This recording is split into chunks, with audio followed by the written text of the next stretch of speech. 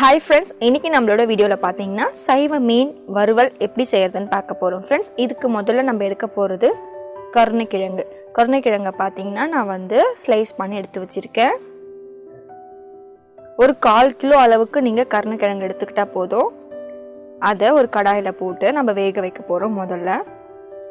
இதுக்கு தேவையான அளவு உப்பு ஆட் பண்ணிக்கலாம். அடுத்து பாத்தீங்கன்னா கொஞ்சமான தண்ணி ஆட் பண்ணிக்கிறேன். சிட்டிகை மஞ்சள் பொடி, குழம்பு மிளகாத்தூள் 1/2 டீஸ்பூன் ஆட் பண்ணிக்க போறேன்.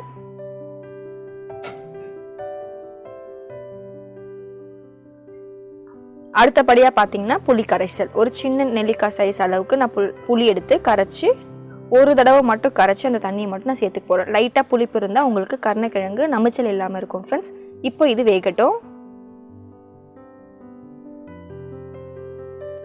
இன்னும் நம்ம மணப்பெண் சமையலை சப்ஸ்கிரைப் பண்ணாதவங்க வீடியோ கீழே இருக்க ரெட் கலர் சப்ஸ்கிரைப் பட்டனை ப்ரெஸ் பண்ணுங்க. பக்கத்தில் இருக்க பெல் ஐக்கானை கிளிக் பண்ணி ஆல் செலக்ட் பண்ணிங்கன்னா உங்களுக்கு மணப்பெண் சமையலோட நோட்டிஃபிகேஷன் கரெக்டாக உங்களுக்கு அப்டேட் ஆகும்.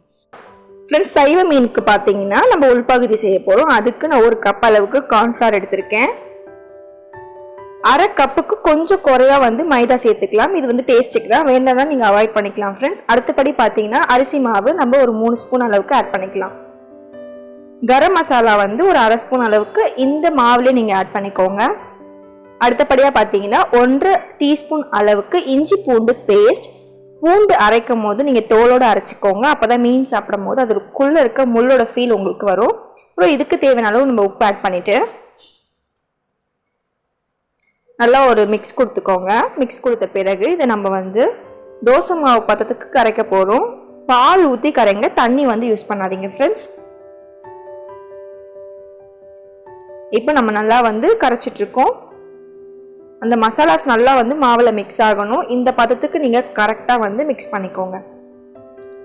அடுத்தபடியாக பார்த்தீங்கன்னா ஃபர்ஸ்ட் ஒரு தோசைக்கல் வச்சுக்கோங்க. அதில் வந்து 1 ஸ்பூன் அளவுக்கு எண்ணெய் விட்டு நல்லா தேய்ச்சிட்டு நம்ம கரைச்சி வச்சிருக்க மாவை வந்து தோசை ஊற்ற போகிறோம். இந்த தோசை பார்த்தீங்கன்னா மாவு வந்து வேகணும், பட் சேவரக்கூடாது, நல்ல வெள்ளை கலர்லேயே இருக்கணும். ஸோ அந்த பக்குவம் பார்த்து கரெக்டாக நீங்கள் தோசை வந்து ரெடி பண்ணி வச்சுக்கோங்க ஃப்ரெண்ட்ஸ். பார்த்தீங்கன்னா 2 சைடுமே நமக்கு ஒயிட்டாகவே கிடச்சிருச்சு, அதாவது லைட் எல்லோவில் இருக்குது. இப்போ அடுத்தபடி பார்த்தீங்கன்னா அந்த தோசை நல்லா ஆறின பிறகு ஒரு மிக்சி ஜாரில் போட்டுக்கோங்க. போட்டுட்டு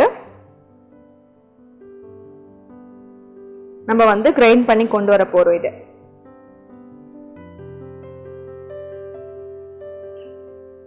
கிரைண்ட் பண்ணும் போது பார்த்தீங்கன்னா இந்த மாதிரி நமக்கு கிடைக்கும். இந்த பக்குவத்தில் இருந்தால் தான் உங்களால் வந்து நீங்கள் கொண்டு வர ஷேப்புக்கு உங்களால் இந்த மாவை கொண்டு வர முடியும். ஸோ இந்த பக்குவத்துக்கு நீங்கள் கரெக்டாக அரைச்சிக்கோங்க ஃப்ரெண்ட்ஸ். அடுத்தபடியாக பார்த்தீங்கன்னா நான் வேக வச்சு கொண்டு வச்சுருக்க கருணைக்கிழங்கை போட்டு நான் மிக்சியில் போட்டு அரைக்க போகிறேன். நல்லா ஒரு சட்னி பக்குவத்துக்கு நீங்கள் இதை வந்து கிரைண்ட் பண்ணிக்கோங்க. இப்போ பார்த்தீங்கன்னா இந்த பக்குவத்துக்கு நான் கிரைண்ட் பண்ணியிருக்கேன். இதை நான் ஒரு பவுலுக்கு மாற்ற போகிறேன். இப்போ கருணைக்கிழங்கு தான் வந்து நம்ம மீனோட வெளிப்பகுதி, அந்த தோசை வந்து நம்மளோட மீனோட உள்பகுதி நம்ம ரெடி பண்ண போகிறோம் ஃப்ரெண்ட்ஸ். இப்போ ஒரு பிளாஸ்டிக் கவர் எடுத்துக்கோங்க. பிளாஸ்டிக் கவர் இல்லைன்னா ஆப்ஷன் நீங்கள் வாழை இலை கூட எடுத்துக்கலாம். அதில் கொஞ்சமாக வந்து எண்ணெய் போட்டுக்கோங்க. இப்போ நம்ம ரெடி பண்ணி வச்சுருக்க மாவை வந்து உங்கள் கையால் பிடிச்சிட்டு நீங்கள் இந்த சங்கரா மீன் வந்து நீங்கள் வந்து மைண்ட் செட்டில் வச்சுக்கோங்க. அது கொஞ்சம் பட்டையாக தலைப்பகுதி க்ளீன் பண்ண பிறகு எப்படி இருக்குமோ அந்த ஷேப்புக்கு நம்ம கொண்டு வர போகிறோம். நடுவில் உடம்பு பகுதி பட்டையாகவும் வால் பகுதி நல்ல மெலிசாகவும் நம்ம எடுக்க போகிறோம். ரொம்ப திக்காக வேண்டாம். திக்காக இருந்துச்சுன்னா உங்களுக்கு வந்து சாப்பிடும் போது மீன் ஃபீல் இருக்காது. ஸோ மெலிசாவே நீங்கள் மீனை வந்து ரெடி பண்ணிக்கோங்க ஃப்ரெண்ட்ஸ். அதாவது நம்ம ரெடி பண்ணக்கூடிய மீனோட பாடி ஷேப் எப்படி இருக்கணும்னா தலைப்பகுதி க்ளீன் பண்ணிவிட்டு வால் பகுதி கட் பண்ணணும் இல்லையா, அந்த மாதிரி நம்ம ஷேப் கொண்டு வர போகிறோம். ரொம்ப ஈஸி தான் ஃப்ரெண்ட்ஸ். இது இந்த மாதிரி நம்ம எல்லாத்தையும் ரெடி பண்ணிடலாம்.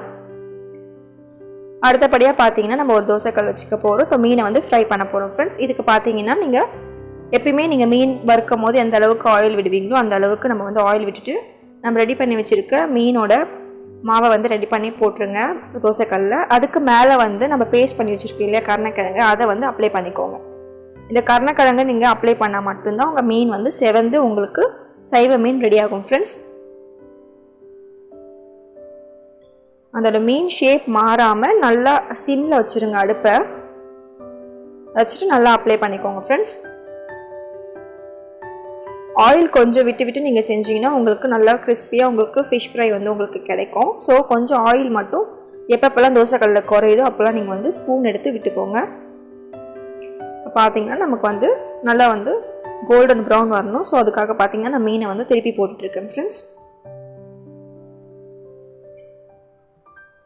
இப்போ பார்த்தீங்கன்னா நம்மளோட சைவ மீன் ரெடி ஆகிடுச்சு ஃப்ரெண்ட்ஸ். நல்ல ஒரு புரட்டாசி மாதத்தில் இந்த மீன் உங்களுக்கு ரொம்ப ரொம்ப டேஸ்ட்டாகவும் மீன் சாப்பிட்ட ஃபீலும் உங்களுக்கு இருக்கும் ஃப்ரெண்ட்ஸ். கண்டிப்பாக ட்ரை பண்ணி பாருங்கள். Bye friends. மறக்காமல் லைக் பண்ணுங்கள், ஷேர் பண்ணுங்கள், கமெண்ட் கொடுங்க. நம்ம சேனலை சப்ஸ்கிரைப் பண்ணி நம்ம சேனலை சப்போர்ட் பண்ணிகிட்டே இருங்க ஃப்ரெண்ட்ஸ். இதே மாதிரி உங்களுக்கு டிஃப்ரெண்ட்டான வீடியோஸ் கண்டிப்பாக உங்களுக்கு நோட்டிஃபிகேஷனாக வந்துடும்.